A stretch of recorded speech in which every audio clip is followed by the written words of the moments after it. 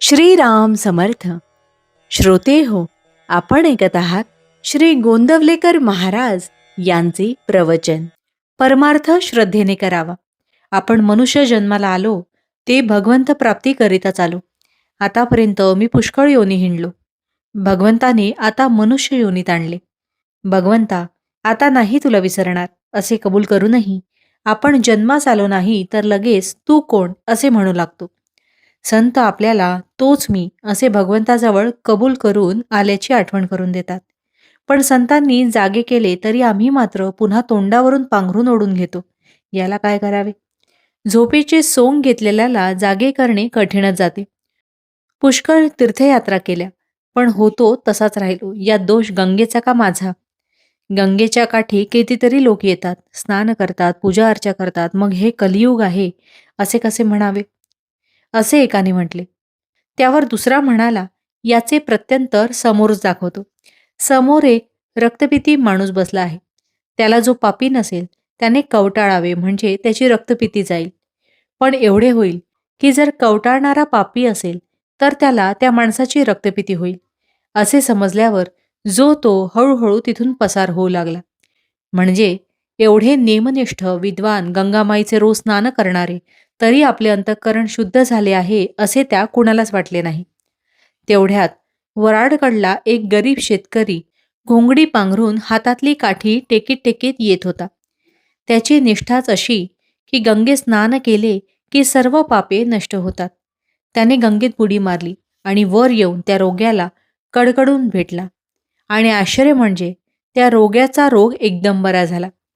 असे हे जे गोरगरीब भोळे भाबळे लोक त्यांच्याजवळ अंधश्रद्धेने जे येते ते मोठ्या विद्वानांनाही साधत नाही. आपण व्यवहारात पुष्कळ ठिकाणी अंधश्रद्धा ठेवतो. घरून कचेरीला निघताना वेळेवर आपण पोहोचू अशी अंधश्रद्धा आपली असतेच.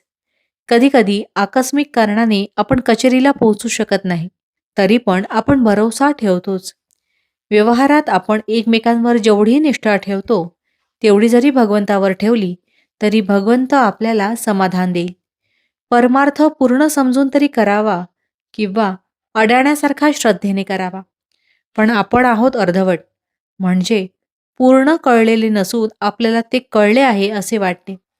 अशा माणसाला शंका फार आणि त्याचे समाधान करणेही फार कठीण जाते.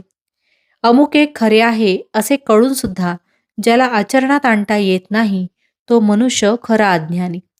जे अनुभवाने सुधारले ते शहाणे भले.